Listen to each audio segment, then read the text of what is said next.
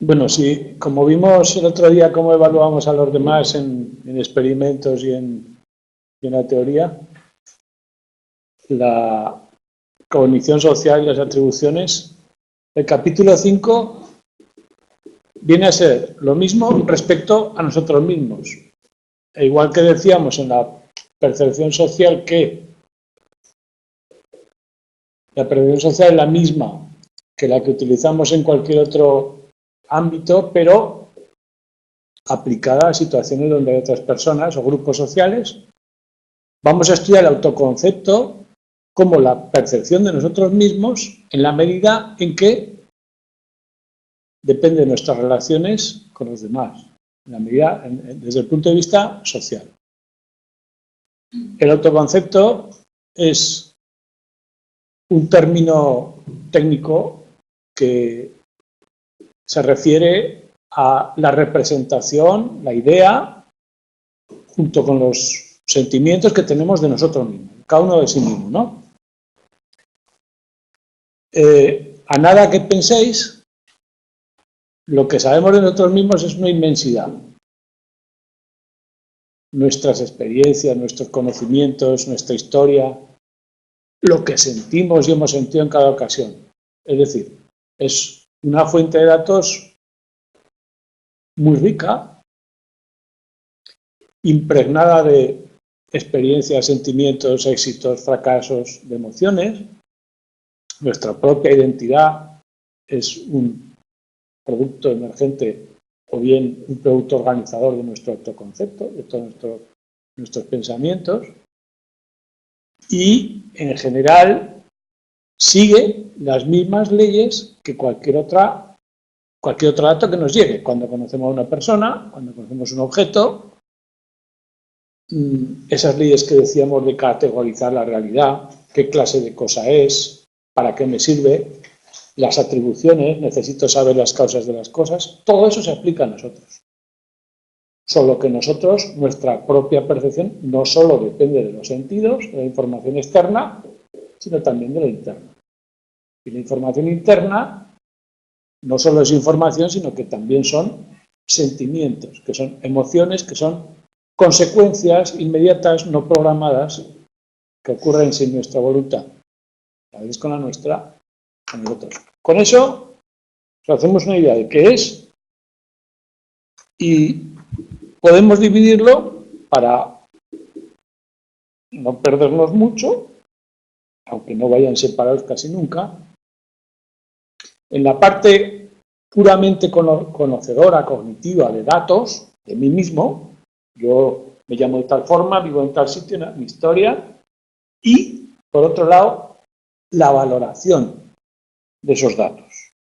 Si es bueno, si es malo.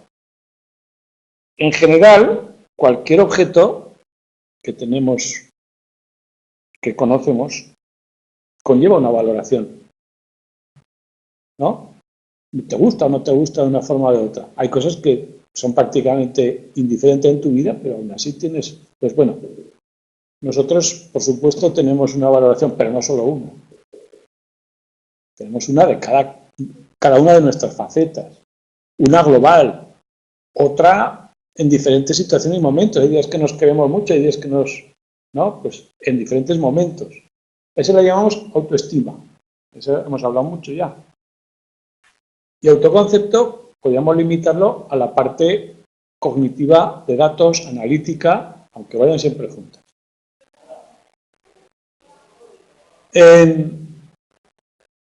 Cuando hablamos de un objeto y el valor que le damos, y lo veremos en el capítulo correspondiente, esto se llama en psicología actitud, que tiene un sentido en el diccionario, actitud, pero en psicología se reserva para el valor que le damos a cualquier cosa que conocemos. Es decir, tiene un componente valorativo la actitud. Yo tengo una actitud hacia una silla, hacia mi perro y hacia mi esposa. Positiva o negativa, neutra, más o menos. Bueno, pues la autoestima son un conjunto de actitudes o una actitud global de mí mismo. Una valoración de lo que yo soy. Ya hemos visto muchas veces que esa valoración de lo que yo soy a veces peca de no ser realista.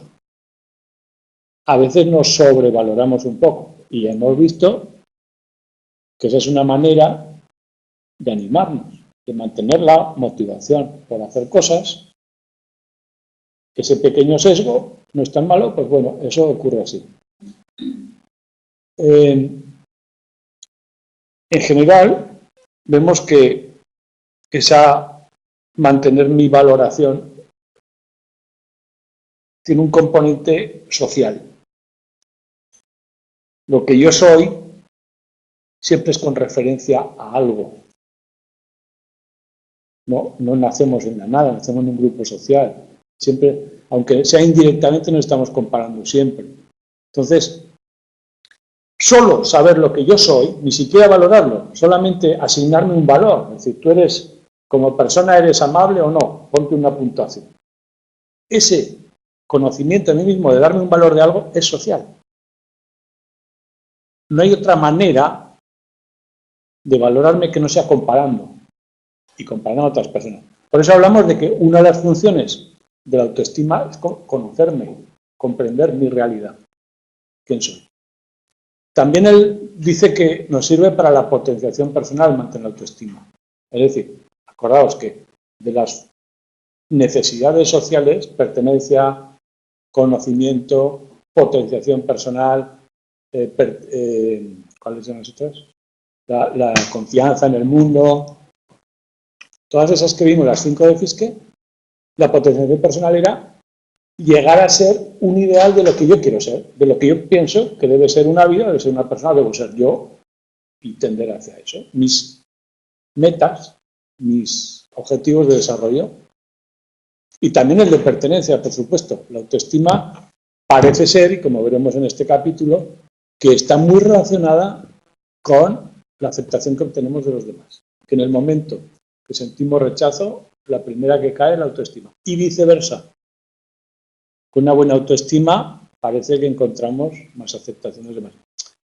Sin exagerar, ya lo veremos. Entonces, todo esto se había estudiado muy poco hasta los años 60, 70, este tipo de conocimiento, y la psicología social los pone porque, aunque sea un sentimiento personal, interno, tiene origen y consecuencias sociales y está regulado por lo social. Los veamos o no a los otros, ¿no? Aunque yo esté solo en mi casa pensando sobre mí mismo, me estoy comparando. Estoy pensando en lo que me dijeron, estoy pensando en lo que me ha pasado. ¿Bien? Como vimos en el capítulo de cognición, lo que yo sé de mí mismo, ¿cómo almacenábamos la realidad física de lo que yo voy conociendo? Teníamos varios procedimientos, las categorías. ¿Qué hace un niño cuando ve un animal? Le dice guau guau, ha construido una categoría de guau guau las cosas que se mueven. Alguna vez en la nube le puede decir que se mueve. Dice guau guau la nube. Pero luego se da cuenta que la nube tiene otras cosas que no tiene. Y empieza a categorizar. Luego hablamos de esquemas. Cuando yo tengo una experiencia en un campo, he construido un esquema base y todo lo que me va llegando lo voy metiendo ahí. Si yo tengo un esquema de animal, cada animal nuevo que me llega cumple una serie de requisitos. Tiene esto, tiene otro. Y se van diversificando en otros esquemas. Mamíferos, aves, tal. Esos esquemas, esa categorización, es lo mismo que me aplico a mí mismo. Me conozco mediante esquemas, ¿no? Solo que de mí tengo muchos más esquemas, mucho más complejos, mucho más jerarquizados, mucho más variables en situaciones y momentos que de los demás objetos de conocimiento. Es el objeto de conocimiento que me es más familiar, ¿no? Y del que tengo un acceso no solo a través de la información externa, sino también interna. Por lo tanto, les llamaríamos autoesquemas, a esos esquemas más precisos que tengo de mí mismo. ¿Y qué contienen esos esquemas? ¿Qué soy yo? ¿Qué sois? ¿Qué somos? Si te dijera, ¿quién eres? Dime todo lo que sepa de ti mismo. Habría que organizar un poco la información, porque empezamos a hablar Que empiezo por el principio. Te cuento, no sé, ¿no? Bueno, pues hacemos clasificaciones y hablamos de roles. Yo soy tutor de la UNED, es uno de los roles que tengo. Por otro lado, yo qué sé, soy lo que sea, ¿no? Otro, las relaciones, con quién te juntas, los grupos a los que pertenezco, los valores que me interesan, mis ideas políticas, económicas, lo que sea. Mi experiencia, lo que he hecho en la vida, mis expectativas, lo que quiero hacer. Todo ello está ahí en esquemas organizados, interdependientes uno de otro. Entonces, claro, fijaos que hablamos de sentimientos, planes, muchas cosas. Lo que hace los cuestionarios de autoconcepto, los que tratan de medir el autoconcepto de las personas, es agruparlo en jerarquías. Ahí tenéis uno que se llama la F5, que lo tenéis en la página 168, y ves que tiene unas categorías, grandes categorías. Académico laboral, eso suele ser importante, ¿no? ¿A qué te dedicas? Social, tipo de relaciones que tienes, emociones, familia, física, ¿no? Una forma de escribirse podría ser.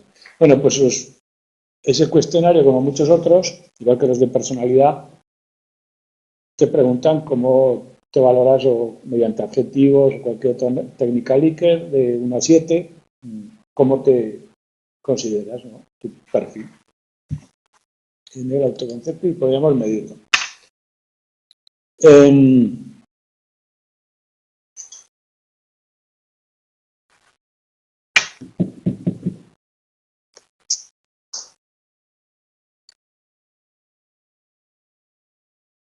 Autorreferencia. El autoconcepto, bueno, la información que tenemos sobre nosotros mismos, obviamente es más importante para nosotros que todas las demás. Y todo aquello que nos llega de fuera, que se refiere a nosotros, automáticamente lo captamos con más facilidad, lo incorporamos y lo memorizamos mejor, por un mecanismo innato. Igual que tenemos un mecanismo innato para el lenguaje y para reconocer caras, todo lo que se refiere a nosotros es más relevante y está preparado el cerebro para guardarlo mejor. Eso se llama efecto de autorreferencia. La memoria selectiva se organiza y se elabora mucho más la información que se refiere a nosotros o que nos afecta de alguna forma. Y dependiendo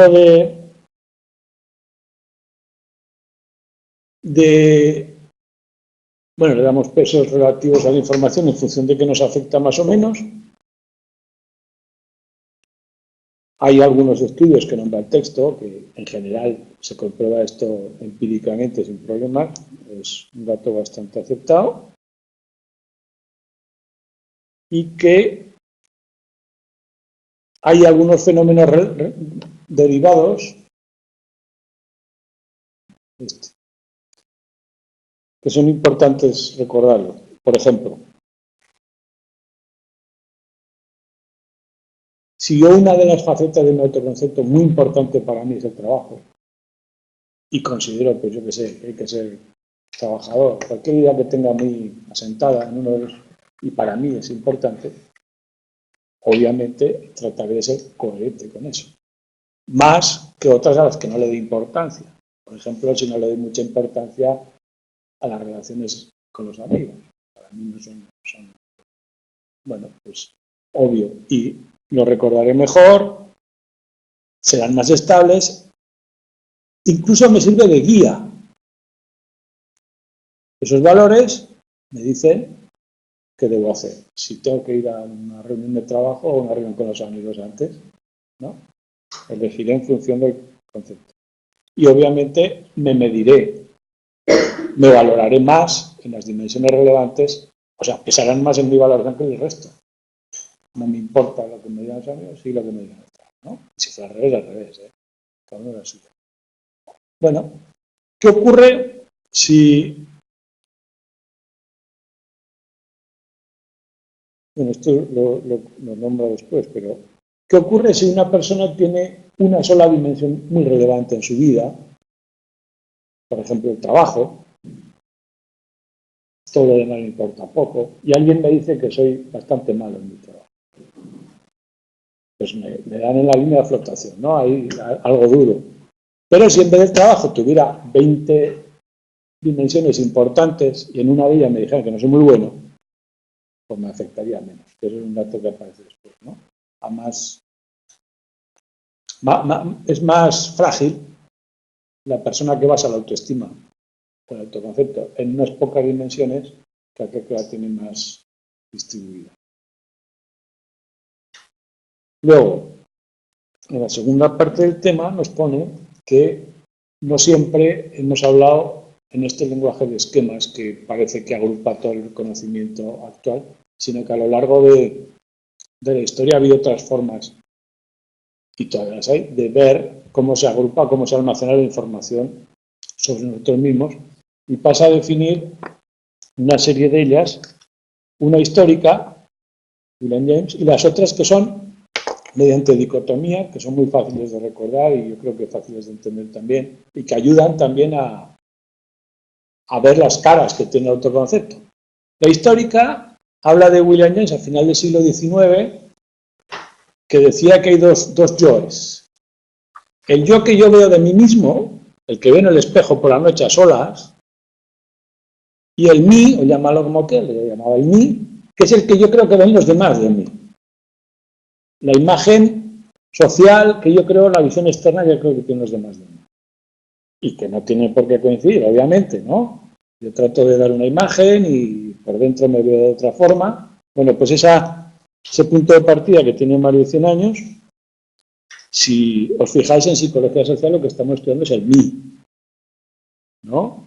Estamos estudiando ese que depende de la interacción y que se nutre de ella.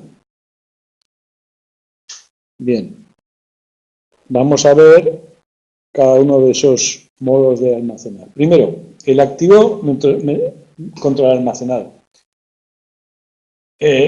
Simplemente yo puedo tener una idea de mí consolidada de que, sigo con el ejemplo, de que soy un buen profesional en mi trabajo, pero un día me salen las cosas mal. Entonces, el yo activo está diciendo, hoy vas mal, el consolidado no le afecta. O sea, hay una diferencia entre uno y otro, ¿no? Se entiende claramente. El activo es el que se aplica a cada situación circunstancialmente y, por supuesto, si el activo insiste en cambiar al consolidado, el consolidado va cambiando, pero son diferentes, ¿no? Digamos que el almacenado está ahí adentro y que en cada momento concreto sacas una parte de él, ¿no? Segundo, abstracto versus episódico. Esto no habéis dado memoria, alguno a lo mejor sí. Bueno, pues si dais memoria, veréis que hay dos. La memoria a largo plazo tiene al menos dos tipos de información que parece ser que dependen de estructuras y procesos diferentes. Una le llamamos episódica porque tiene que ver con tu historia personal en el espacio y en el tiempo, y otra es la memoria semántica o abstracta, que tiene que ver con conocimientos organizados que no tienen que ver con espacio y tiempo. Por ejemplo, yo sé sumar, conocimiento abstracto semántico, y el día que aprendí a sumar en la escuela, si me acuerdo, tengo algún recuerdo, es episódico. ¿De acuerdo? Lo que estoy yo implicado personalmente, hay espacio y tiempo, es episódico. Un episodio de mi vida. Y lo abstracto son los conocimientos consolidados que tienen una estructura lógica y jerárquica. ¿Por qué creemos que están separados? Bueno, hay muchas pruebas, tipo neurológico. Una de ellas es los traumas, que se pierde la memoria y se pierde una de las dos y no la otra. Ves que mucha gente se da un golpe en la cabeza y no sabe quién es. No sabe su vida, no sabe nada, pero sabe sumar y sabe tocar la guitarra si sabía tocarla. Entonces, hay una demostración, ¿no? Bueno, pues respecto a mí mismo, por supuesto, tengo toda una historia personal, episódica, y tengo una idea abstracta de quién soy, ¿no? De mi estatura, de los años que tengo, de dónde nací, abstracto, o episódico a la vez, según como lo...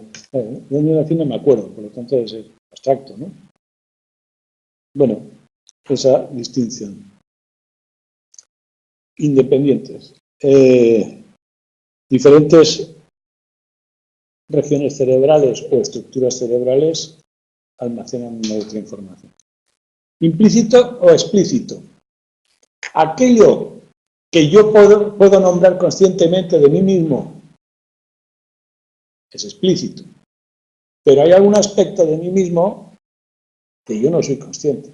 Y sin embargo, está ahí. Por ejemplo, yo puedo ser, no sé, hay muchos, más nervioso de lo que parezco, o cosas por el estilo, que a lo mejor los otros lo notan, yo no. Puedo tener miedos a cosas que no soy consciente, pero que me afectan. A veces nos sentimos mal ante una situación y no entendemos por qué. Nos dan miedo cosas que nos ponen nerviosas, cosas que no sabemos por qué. Nos irritamos porque no sabemos exactamente por qué. Pero puede haber algo implícito ahí que nosotros no recordemos, o sea, que no seamos conscientes. El explícito es fácil, lo podemos acceder a través de la memoria o el pensamiento, o sea, de la concentración, pero el implícito no.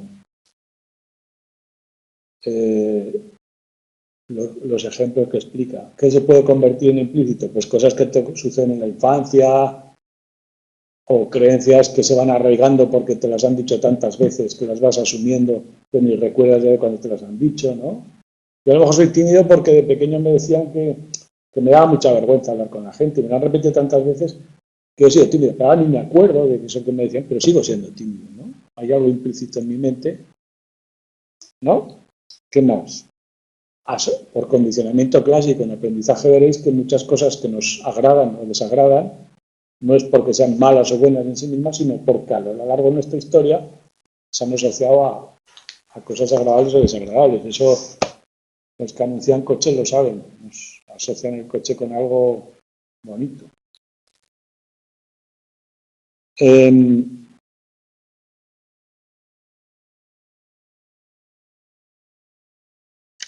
Hay cosas implícitas que nos afectan mucho. Por ejemplo, eso es, bueno, le pone el nombre de, tengo aquí, le pone el nombre de egotismo implícito. Las cosas que nos afectan o que están relacionadas conmigo mismo, mis cosas, lo que ya está relacionado conmigo, lo valoramos más que aquello que no. También es una parte de ese fenómeno que decíamos de la primera impresión de lo conocido, que nos parece, valoramos más positivamente lo que conocemos, lo que hemos tenido contacto, que lo que no. Incluso, aunque no seamos conscientes de haber tenido contacto. El efecto implícito de haber conocido algo, ¿no? De unas palabras. ¿Os acordáis de eso? Y que puede tener mucha influencia en nuestra vida.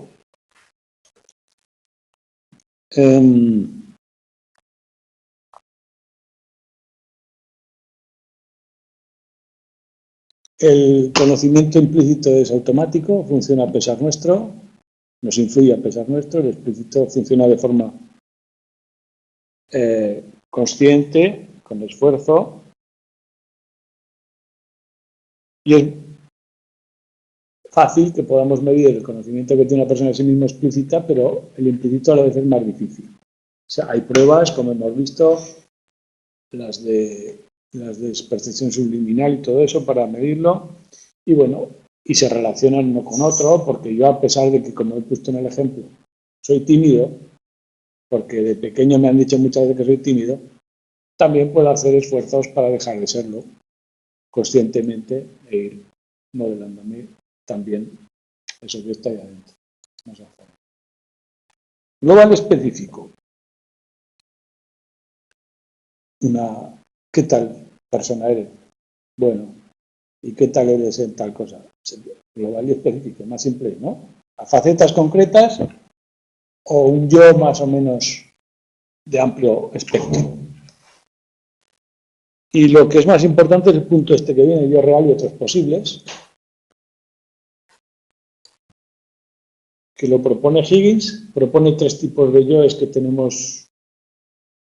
Pues recuerdo que estamos viendo otras formas alternativas a los esquemas para analizar el autoconcepto. Higgins propone una forma de verlo sugerente, de que yo tengo un yo de aquí y ahora, tengo un yo del que quiero ser y tengo un yo responsable que cumple con lo que debo ser, ¿no? Todos estos tienen la particularidad de que tienen una componente social, o sea, se nutren de la componente social. Yo lo que soy es por comparación y lo que quiero ser es por aspiración, que es social. Y el yo responsable, obviamente, es un control con los demás. Mis propios valores morales y mi propio autocontrol depende de una serie de obligaciones sociales, ¿no?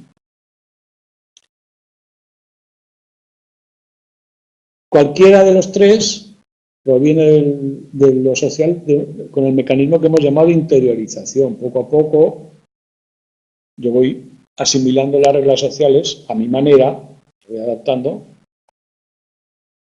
y voy construyendo mi propio sistema de valores. Un aspecto importante de la teoría es que el yo ideal es una aspiración que nos mueve y si no tendemos hacia él, si vemos que no llegamos a cumplir o a cortar la distancia entre lo que queremos ser y lo que somos, nos sentimos mal. Tenemos una especie de estímulo, un acicate siempre con el yo ideal. Ese sentimiento de malestar es una especie de motor innato y por eso esta teoría se llama la teoría de la autodiscrepancia. ¿En qué medida me alejo? Sobre todo del ideal, pero también del responsable. Mi medida de discrepancia, que es social, es el motor que me lleva a hacer cosas. El autoconcepto como la base de toda nuestra conducta. Es una idea que no, aplicada al autoconcepto, es de Higgins, pero no es nueva. Otros autores ya habíamos visto en la atribución. Heidegger decía que si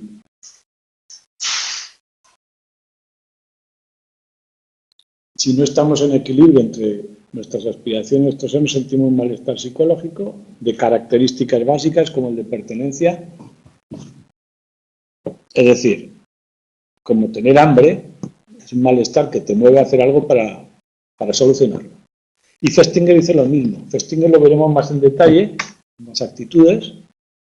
Y la teoría de Festinger se llama la disonancia cognitiva. Dice, cuando tenemos ideas contradictorias en la mente, se genera un malestar que hay que reparar de alguna forma. O dos ideas en la mente contradictorias, o bien una idea mía de lo que yo soy y un hecho contradictorio. Si, por ejemplo, yo sigo pensando que soy un buen profesional y alguien me evalúa negativamente, ahí hay un malestar, no solo porque me evalúan negativamente, porque si me evalúan negativamente jugar al fútbol no me importa, pero en eso otro no. Y eso genera un malestar que hay que resolverlo. No por ninguna cuestión sino un mecanismo automático, innato, que genera ese malestar. Es, digamos, el motor psicológico. Festinger dice que a partir de ahí se explica la mayoría de la dinámica psicológica.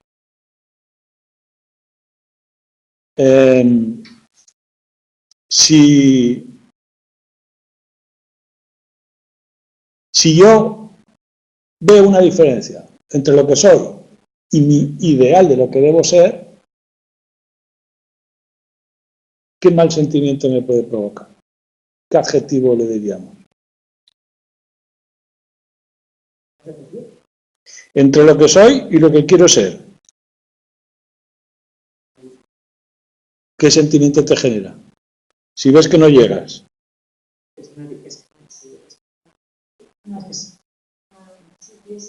¿Qué sentirás? Malestar, como por concretar un adjetivo, es que habla en concreto qué sentimientos se esperan. Triste, bajeza, rabia, frustración, te baja el ánimo, irritación. Bueno, ¿qué pasa si no soy el que debo ser? Contra el yo responsable, si no cumplo los estándares sociales, no hago lo que debo, no llego a entregar el trabajo a tiempo, hacerlo bien, culpa, vergüenza, ansiedad. O sea, el tipo de sentimiento te dicen que estás fallando. ¿De acuerdo? ¿Veis cómo explica un poco el dinamismo? Bien, ¿qué más? Una vez que entiendo que hay una discrepancia, la teoría de autodiscrepancia, el Higgins empezó a decir, ¿y qué hacemos después cuando hay una discrepancia? No nos quedamos parados. Y a partir de ahí avanza un poco en la teoría, se llama teoría de las metas regulatorias, un poco más allá de la teoría de discrepancia, en la que dice que lo que haces es prevenir los problemas y promover actuaciones para solucionarlos. Entonces nos fijamos metas, o bien para mejorar, o bien para no empeorar. Y son dos estilos de reacción que habréis visto muchas veces en las personas cuando se sienten frustradas. Hay gente que dice, haz algo. Hay gente que te dice, por si acaso no te muevas que no se rompa nada. ¿No? Si yo quiero sentirme a gusto, o bien opto por probar por otro trabajo, probar a hacer más cosas, o digo, mira, pues lo que voy a hacer es hacer lo menos posible, lo justo y lo que me sale bien, y no toco nada más. Son dos tácticas para la misma finalidad completamente opuestas. Una es de promover y otra es de prevenir.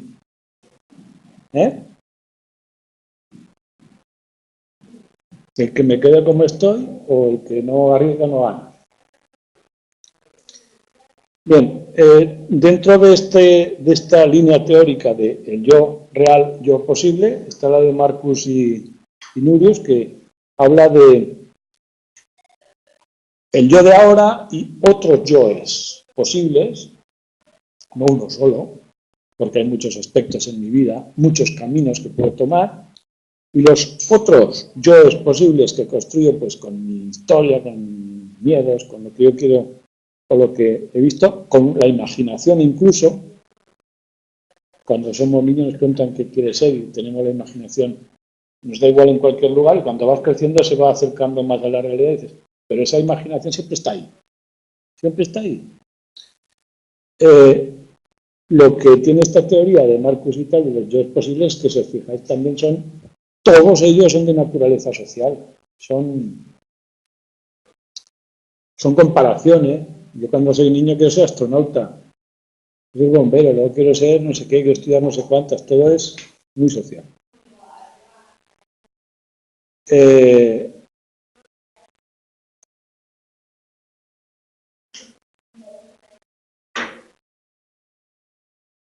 Estos yo se construyen en el pasado, en el presente y son los motores para el futuro.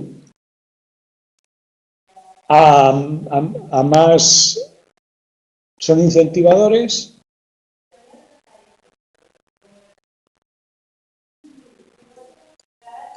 pueden motivar y pueden servir para conocerme a mí ahora, qué tal soy, para valorarme como estoy, ¿no? Bien, esta es la parte de yo real versus otros. Dos teorías. Higgins, que se basa en Festing y la disonancia cognitiva, lo que soy, lo que debería ser, y Marcus y tal, que hablan de otros, más abiertos. Y el último era autoconocimiento personal versus social. Aquí introduce una teoría que es importante en psicología social, porque es la teoría que actualmente más compartida, la que está generando más investigación, la forma de ver cómo somos socialmente y en grupos, más productiva, y la introduce un poco más largo, y es importante que nos quedemos con las ideas básicas. Es muy fácil, la idea básica. Nos dice que lo que yo soy tiene desde una componente puramente común, humana, de ser humano, yo soy un ser humano, hasta una componente totalmente personal. Es un continuo en el que lo que varía es el grado de identificación en el que yo me muevo, en el que yo me sitúo. Yo, como persona, me identifico como una persona individual, pero que además pertenece a miles de grupos. Porque soy miles de cosas en la vez. En un grupo concreto, en la medida en que yo soy consciente y me identifico como parte de ese grupo, ya me está influyendo. En mi forma de ser, ya está influyendo a mi yo personal. Si he dicho que soy un buen profesional, soy un profesional o soy un tutor de la UNED, eso ya forma parte de mi yo. Cuando estoy actuando en unas ocasiones, seré muy yo personalmente, pues yo qué sé, cuando estoy jugando con un niño, pero no me acuerdo si tutor de la UNED. Pero cuando estoy dando clase, mi identidad de tutor es muy importante. Entonces, la identificación varía en según qué situaciones y en función de eso, el yo que está actuando es diferente. Pero son todos el mismo. Entonces, esta teoría dice que se llama teoría de identidad social. Yo pertenezco a un grupo en la medida que creo que pertenezco a un grupo. Se basa en un experimento muy sencillo, para que veáis. En un experimento les dijeron a una serie de personas, les sentaron al azar y dijeron, vosotros 4 sois del grupo, no eran de 4, pero da igual. El grupo azul y el grupo verde. Y luego les decían, estima el valor de las personas que tienes alrededor en no sé qué. Y automáticamente los del grupo azul se valoraban entre ellos mejor que a los del verde. Automáticamente, sin haber interaccionado para nada, sin conocerse de nada. Paradigma de grupo mínimo. ¿Por qué? Según esta teoría, porque el mero hecho de identificarte con un grupo ya te genera un cambio en la percepción del yo y los otros. Y a partir de ahí, pues todo lo que puede ocurrir. Entonces, digamos que podemos establecer algunos niveles. Los grupos a los que pertenezco, el yo o el ser humano como general, y a partir de ahí toda la medida, todos los puntos intermedios que queréis poner. Por supuesto, somos miembros de cuántos grupos. ¿Lo habéis pensado alguna vez? ¿Cuántas cosas somos? Pero muchas, incontables, además, incontables. Desde que naces. Bien, entonces, lo que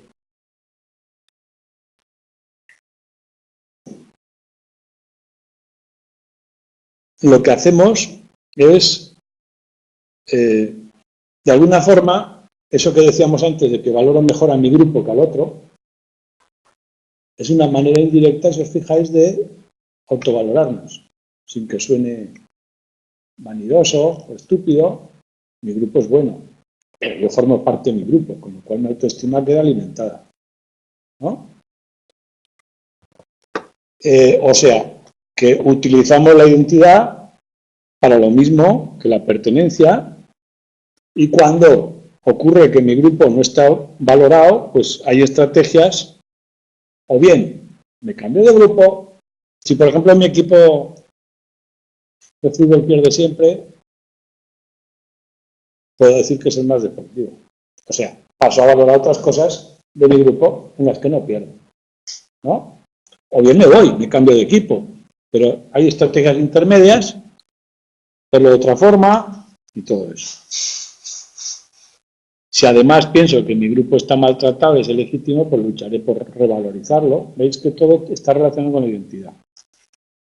En función en qué situación esté, mi identidad difiere y es una especie de despersonalización, pero que no tiene ningún sentido negativo. Es muy natural, ¿no?, que en cada situación actúes de una forma diferente.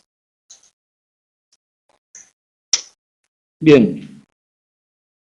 Dentro de esta línea de la identidad, identificación con el grupo como variable de pertenencia, otros distinguen entre una identidad personal y una social. La social sería la que depende de las relaciones con los demás, que muchas de nuestras definiciones van ahí. Y eso que hablábamos en la parte de cultura, ¿no?, que hay culturas que valoran más lo colectivo. Bueno, pues una serie de autores que dicen que aparte de los grupos en los que yo me identifico porque he nacido de él, yo soy un varón, soy no sé qué, porque he nacido ahí, también hay grupos que yo elijo.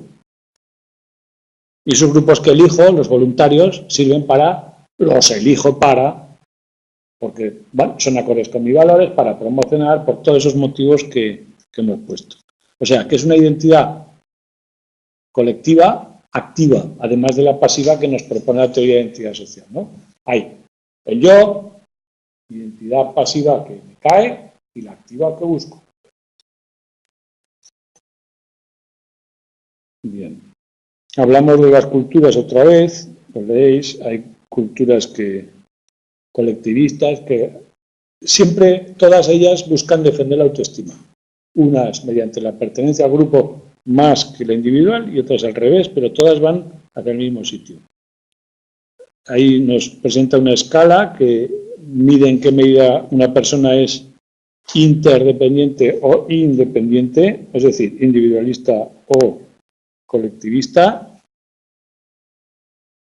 Y bueno, obviamente la escala dice, en los que enfatizan aspectos internos, ser único, atribuciones internas, son independientes, y los que se definen con características externas como estatus, el grupo que pertenezca, lo que hace, y todo eso pues es colectivista, ¿vale? Bien.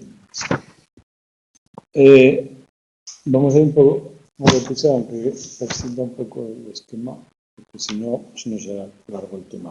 Veis que el tema no es complicado, aunque tenga algunas ideas muy sencillas, son ideas bastante de... el punto siguiente nos dice, y con todo esto, con toda variedad de lo que yo soy, de las pertenencias, de los grupos, de la historia y de las situaciones, ¿qué queda de mí? ¿Cómo puede haber una idea de un yo con tanta variedad? ¿No?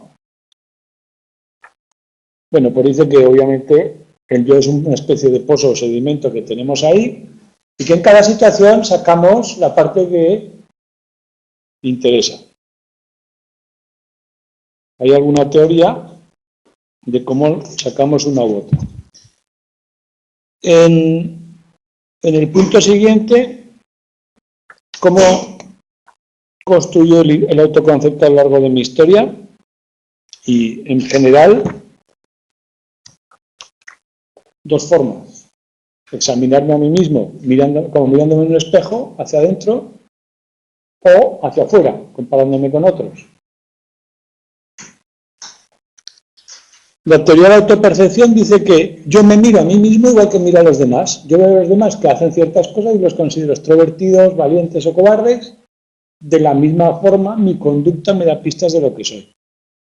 Es decir, actúo, analizo, y voy construyendo lo que soy, igual que los demás. Cuando hago lo que yo espero hacer, es decir, ya he hecho 3 veces lo mismo, pues me parece un dato consolidado, simplemente lo verifico. Cuando hago algo extraño, o bien lo considero excepcional por la situación, o bien empiezo a minar o a cambiar mi propia percepción, como con cualquier otra persona. Un matiz que señala, que es importante, es que si yo hago algo porque hay una causa externa o situacional que me obliga, lo atribuiré a eso, como veíamos en la atribución, ¿no? Lo atribuiré a una causa externa, no afectará mucho a mi autoconcepto. Si, por ejemplo, yo me pagan por hacer algo, digo, bueno, lo hago porque me pagan, no porque soy así. Si lo hago sin ningún factor externo, bueno, pues la motivación intrínseca, lo que hago por motivación intrínseca, sin ninguna recompensa externa, ninguna consecuencia externa, afecta al autoconcepto mucho más, o cambia mi imagen de mí mismo mucho más que aquello que hago por una recompensa externa. Que esto se puede aplicar a la vida práctica. Si tú le das premios a alguien por hacer lo que hace, a lo mejor no desarrolla el gusto por hacer algo. Si tu hijo quieres que juegue a fútbol, no le des un premio porque juegue, o si quieres que haga, sino al revés. Quizás sin premios, eso sí suele ocurrir. Gente que deja de hacer las cosas porque le dan premios. Parece mentira, pero... Bueno, eso se llama sobrejustificación.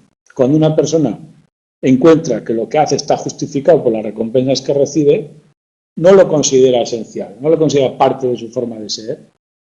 Si a alguien le pago para que haga algo, no considera que sea algo que él prefiere y le gusta, y como está más que justificado con lo que yo le doy, no entra en su autoconcepto. Si lo hiciera igual, sin recompensa, iría construyendo una imagen de sí mismo, porque no estaría de sobrejustificación, significa que ya está explicado. Por supuesto, tiene libertad. La comparación social, Festinger, el mismo autor que decía la disonancia cognitiva, dice que construimos nuestra forma de ser mediante comparación y siempre tratamos de compararnos con los que son parecidos y un poco peor. Nosotros no tenemos envidia de uno que es muy rico, que vive en Nueva York. Tenemos envidia del rico que vive aquí al lado. Sobre todo si trabaja o se dedica o tiene una historia parecida a la mía. Lo considero de mi grupo social. Bueno, pues esto es la teoría de la comparación. Dice que nuestro estímulo va por ahí. Mejoramos. Me cambio el coche, pues ha cambiado el vecino. ¿No? Eso pasa a menudo. Entonces, esa comparación es saludable. Porque nos estimula. Aunque también decimos, hay envidias a nadie. Pues algo así. Personas similares y suele ser descendente. A veces también ascendente. Porque yo quiero ser como ese y te da un ánimo para hacer cosas. Y luego, el yo espejo es un concepto que tiene cierta antigüedad, casi 100 años, más de 100 años, que es interesante. Dice que hay una serie de neuronas en el cerebro que se dedican ya directamente, sin reflexión ni nada por el estilo, a reaccionar a los que nos causan los demás, nos causan una impresión automática. Hay neuronas especializadas en ver la impresión que causan. Y eso es parte de cómo nos sentimos nosotros mismos. Y de hecho hay estudios neurológicos que han detectado esas reacciones automáticas, ¿no? El reflejado. Cómo nos perciben, lo que sentimos y todo eso. Y luego al final hay también un punto sobre el interaccionismo simbólico. Somos seres, nuestra herramienta, os fijáis que somos ahora tecnológicos, todos tenemos un teléfono. La tecnología ¿qué son? ¿Qué es el WhatsApp? Palabras. ¿Las palabras qué son? Categorías abstractas. ¿Os dais cuenta? Estamos siempre trabajando con los mismos símbolos que trabajaban los primeros que vivían en las cavernas, los mismos cuando empezaron a hablar, ¿eh? O sea, la tecnología no ha cambiado eso para nada. Nuestra cultura, nuestra verdad es simbólica. Lo que yo soy, mis valores. Bueno, pues hay muchas corrientes filosóficas, el interaccionismo simbólico es una de ellas, que dicen que a mí me influye la sociedad, yo soy un ser social, esa sociedad se puede considerar un otro muy grande y yo. Y esa es mi vida, mi relación con ese otro, que es la sociedad. La forma de verlo de acerca de la filosofía, ¿no? Bueno, si yo tengo un yo espejo y todo eso, resultará que lo que yo pienso de mí mismo será lo mismo que piensan los demás, ¿no? ¿Qué os parece? Hay diferencias, yo me veo de otra forma, pero si está todo esto, y si somos producto de la sociedad, bueno, pues dice que sí, que las personas difieren bastante de lo que los demás ven de ellos, en general, pero sí coincide con lo que creemos que nos ven. O sea, no tenemos malas, no tenemos mala calibración de lo que creen los demás de nosotros. Eso sí coincide, ¿no? Cómo creo que me ven los demás y cómo me ven los demás. Bien, la segunda parte del tema habla de la autoestima. En esta parte vamos a hablar de cómo la valoración de mí mismo, en sentido social, es lo mismo que el autoconcepto, positivo o negativo, es una actitud, componente afectivo.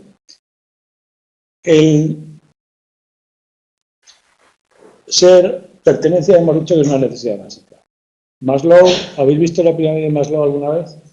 Que dice que abajo lo que necesitamos es comer y dormir, segundo lugar tener seguridad, comer y dormir, y lo que viene a continuación ya es pertenecer.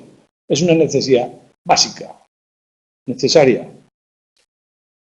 Incluso se revisó que a veces más importante que comer y dormir es que nos acepten los demás, porque somos los seres que somos capaces de sacrificar la vida por eso, ¿no? Incluso hay. Entonces, esa necesidad se refleja en el mecanismo de la autoestima. Cuando yo considero que algo de mí no está funcionando bien, las relaciones con los demás,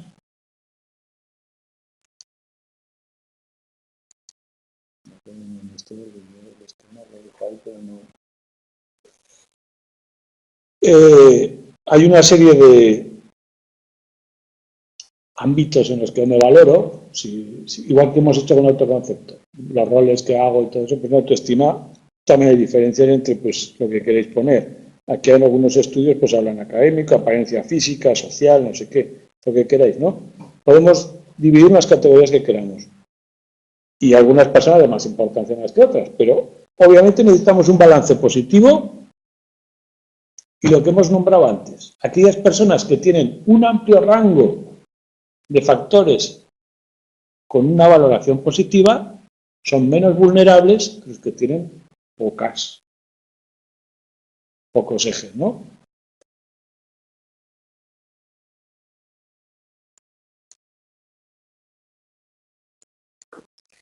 Y la teoría de la autoafirmación dice, se compensan unas con otras. Cuando me critican una, cuento con otra, y las personas que tienen baja autoestima no tienen otra para restaurar la imagen, pues caen con más facilidad. Es muy fácil esto, ¿eh? Bueno, tenéis ahí una escala que mide también mide la autoestima, la que medía el autoconcepto que hemos visto, la F5. Simplemente pregunta los sentimientos que uno tiene sobre sí mismo, sobre algunos aspectos de sí mismo. Bien. Habla de la comparación que hemos dicho de Festinger, ¿no? Cuando yo quiero valorarme, un mecanismo es la comparación, un mecanismo saludable, la comparación descendente. Si comparo el que va un poco peor que yo, pues me siento bien. Eso que cuando ves que le ocurre una desgracia a un vecino, pues, bueno, mira, y no valoramos lo que tenemos, pues un poco ese sentimiento, pero dice que a veces no hay ese otro para compararme y me viene el otro y aparece ahí. Pues por ejemplo, yo qué sé, el cuñado o el hermano que le va bien y a ti no te va bien, ¿no? Eso puede generar, pues, si esa persona es importante para ti y crees que debe estar, pues puede generar una falla en la autoestima. Bueno, tenemos también una serie de estándares, como hemos visto en las teorías de Higgins y de Marcus, el yo ideal, y cuando no llega al yo ideal, lo que se ha afectado la autoestima. Con la pertenencia, por supuesto, a medida que no solo pertenecer, sino que además tener prestigio, es una de las herramientas más potentes socialmente hablando. La pertenencia y su calidad, predictores y relaciones con la autoestima. El mecanismo que la autoestima influye en nuestro estar bien o mal, la depresión, es automático. Cuando baja, estamos mal. Por lo tanto, hay una serie de mecanismos también de defensa intermedios, sino que, bueno, nos vamos viendo un poco mejor, pero también de forma defensiva. A veces, el ser realista no es tan malo, porque previene contra el fracaso. Si tú no esperas tanto de ti mismo. O sea, se puede matizar eso de ser un poco optimistas. A veces no es tan malo. Pero la visión optimista nos da dos beneficios seguros. Una, La iniciativa y otra la energizadora, que las dos son motivadoras, ¿no? Iniciativa para emprender cosas nuevas y poner energía en esas cosas nuevas. Y eso nos genera aumento en la autoestima. Tenéis un cuadro, 5.3, que dice comparaciones que, o sea, cosas que suelen hacer las personas que tienen baja autoestima. Tienen miedo a fallar, tienen ideas confusas, inseguras, variables sobre sí mismos. Tratan de no perder más que de ganar y son propensos a tener reacciones emocionales extremas, positivas o negativas. Son menos ecuánimes, es bastante lógico, ¿eh?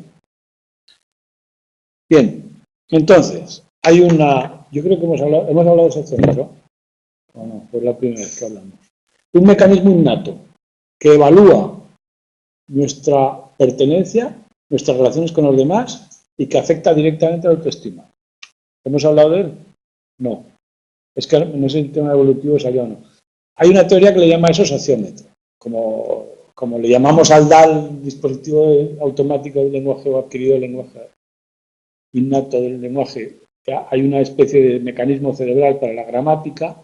El sociómetro es un vigilante de nuestras relaciones sociales, que dependería de nuestras primeras relaciones evolutivas en grupo. En el momento que empezamos a ser grupales, se genera una especie de sistema de alerta de que el grupo nos esté aceptando.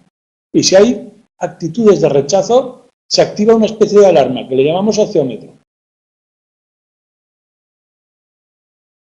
Esto lo he puesto aquí. Ese sociómetro afecta directamente a la autoestima, pero de una manera curiosa. No solo es una medida de un reloj, sino que es una medida asimétrica. Es sensible, especialmente sensible a las bajadas. Crea un sistema de alerta ante la falta de pertenencia. Está sesgado. Y teóricamente se propone como una explicación biológica, evolutiva, de una cosa que si no diríamos, claro, tiene alta autoestima porque tiene buenas relaciones. ¿Y por qué tiene buenas relaciones? Porque tiene buena autoestima. Bueno, pues se incluye ese mecanismo. Y hay que encontrar pruebas de que está funcionando y más o menos se encuentra. Sobre todo evolutivamente, las explicaciones son evolutivamente, pero también hay estudios que detectan que la exclusión disminuye la autoestima, que el aumento de autoestima aumenta la pertenencia y todo eso de una forma automática, ¿no? Y la asimetría también, que el mayor grado de pertenencia no genera ninguna reacción, pero sí la amenaza a la pertenencia, señales de rechazo. Vale, y para terminar, el último punto habla de, los últimos puntos, de una serie de motivaciones a la hora de presentarnos a los demás. Los dos últimos puntos dice, ¿qué hago yo cuando me presento a los demás? Acordamos que los humanos somos, en cierto modo, actores. Nos presentamos o tratamos de dar una imagen. Los dos últimos puntos hablan de eso. De cuando, bueno, el penúltimo de cómo cuando me evalúo, qué es lo que gano con la evaluación. Y hay una serie de teorías de por qué me autoensalzo, autoensalzamiento. ¿Por qué cuando me valoro un poco mejor en lo positivo y un poco peor en lo negativo? Esos fenómenos que vimos en el capítulo práctico. El ser mejor que la media. El punto ciego también que aparece ahí, que es los demás fallan más que yo. O son más sensibles o son menos lo que sea que yo. Este no es mejor que la media, sino que tú no ves tus propios defectos, algunos de ellos, ¿no? ¿Y qué más? Y que las estrategias de las diferentes culturas, el autoensalzamiento es universal, pero hay diferentes estrategias. colectivistas lo apoyan en el grupo y los individualistas en uno mismo. O sea, se dan valores unos a su grupo y otros a las personas. Los datos sugieren que la autoestima puede mejorar el rendimiento, pero no funciona por sí sola, ¿no? Te genera más actitudes y todo eso. Lo que sí es verdad que si te van las cosas bien, sube la autoestima, pero no por subir la autoestima mejora el rendimiento. El autoconocimiento es eficaz, pero si es limitado. Si es excesivo, caemos en el narcisismo y suele ser contraproducente. La teoría de autoverificación, que dice que lo que hacemos normalmente es hacer una hipótesis de lo que yo soy y tratar de verificarla con los demás. Si los demás nos devuelven la misma imagen que nosotros pensamos, yo soy abierto, soy simpático, y tú me dices que sí, pues vamos bien. Y si me dices que no, pues tengo que, o bien, combatir la idea y decir que estás equivocada, o cambiar un poco quién soy yo. Y de esa forma nos vamos construyendo. Dice que si nos autoverificamos con personas que nos conocen bien, aceptamos mejor las críticas que si personas que nos conocen mal. Bueno, perdón. Si sentimos riesgo de ser rechazados,